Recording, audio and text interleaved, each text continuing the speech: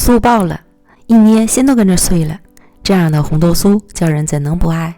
一口气吃了4个才过瘾，微甜不腻，好吃极了，千万不要错过哦。120克普通面粉里加入10克糖、30克油、50克水，搅拌均匀，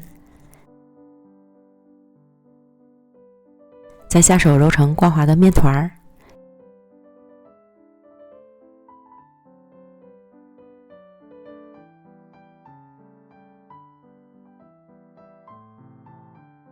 用保鲜膜包好，水油皮儿就做好了。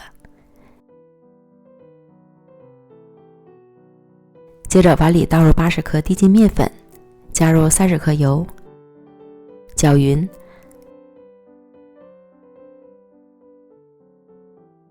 团成团儿，同样用保鲜膜包好，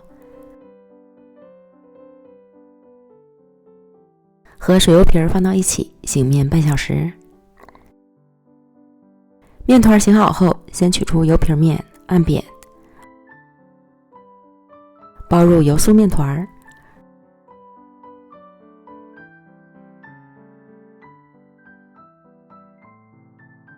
收口要捏紧。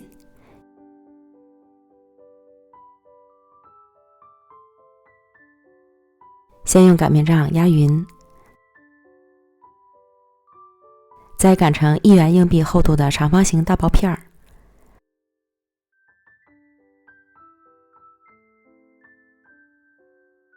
表面刷成清水，方便粘合。从上至下卷起来，搓均匀，再均分成12个面剂。取一个面剂，先将切口处捏合，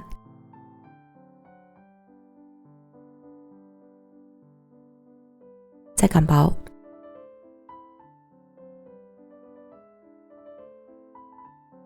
包入干性豆沙馅儿，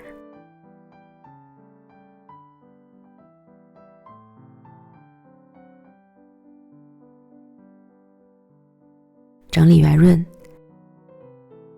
再轻轻按扁，这样一个生坯就做好了。全部都做好后，依次摆放到烤盘里，表面刷点水，沾上芝麻，